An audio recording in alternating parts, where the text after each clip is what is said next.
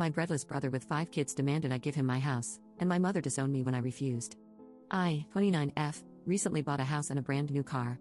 I will admit I probably splurged on my house more than I should have, but growing up very poor, it has always been a dream of mine to live in a nice house.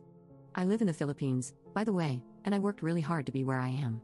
So much so that I underwent countless breakups because I always chose my career over boys. My brother, 25M, is currently jobless. He worked as a tourist guide before and can barely make ends meet. He now has 5 kids, and counting, as his wife announced a pregnancy recently. He messaged me on Facebook that there is something he wants to talk about, and I thought he wanted to name me the godmother of his incoming baby. I said sure and invited him to the house to get his approval on some things I modified for our parents. I gave him a tour, and he admired my house greatly, saying things like how excited he is to bring the kids to my house. I did not mind anything about it, as I thought he meant a visit, which I'm more than happy to host them for. Imagine my surprise when he finally sat me down and revealed what he wanted to talk about. He wants me to give him my house.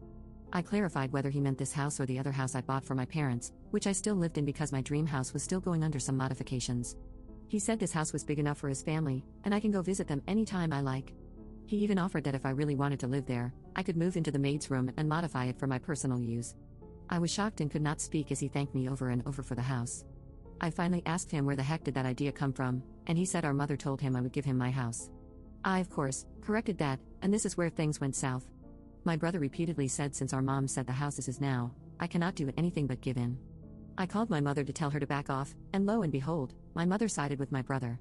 To make this already long story short, my whole family has cut me off, and my parents disown me until I give my brother my house. My father has been brought to the hospital over this fight, and now I feel really bad.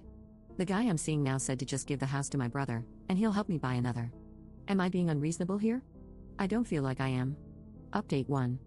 So, a lot of people have reached out to me since my original post, and a lot has happened since then. I cut my family off back in December and decided to remove my parents' access to my health plans and remove them from my insurance. Also, my mom told me I don't exist to her anymore, so I guess I won't be helping her buy a house. The reactions from our extended family were just as I expected. Most of the adults sided with my mother.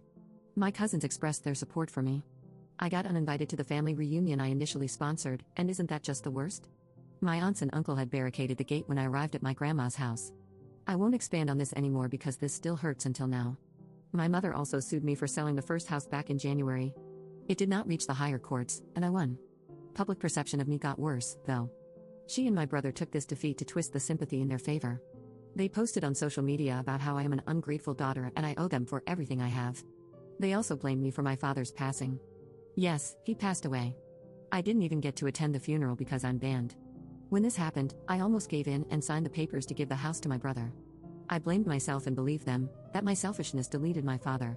At this point, my boyfriend convinced me to take a break from work and talk to a professional. I did just that, and I'm only now realizing how messed up the way they raised me was. I can't believe it took internet strangers to realize something is wrong with how they treated me. To be honest, I almost decided not to post an update. It was last month when my therapist suggested I should do it because this is where my breaking off from them started. On the bright side, I saw how much my fiancé's family really likes me because of this ordeal. I thought they were just being nice. But things happened, and they supported me every step of the way, especially when my partner had to go overseas for a 1-week stay because of his job. They really took care of me and even assured me that I'm worth more than my family thinks I am. The nicest thing I ever heard in my life came from his mother. Anyway, on July 21st, my father's birthday, my mother reached out to me. She explained to me that she understood she had no right to ban me from his funeral, but at the time, all she could think about was how I cut them off from my health plans, rendering them incapable of supporting my father's hospitalization. I did not realize this, and we cried for hours. She said she still blames me, though, and doesn't think she can forgive me. I think I understand her. My therapist told me that thinking of what ifs is counterproductive, but still, if I could go back in time, I would help them with this. My brother won't talk to me, and that's fine. The feeling is very much mutual.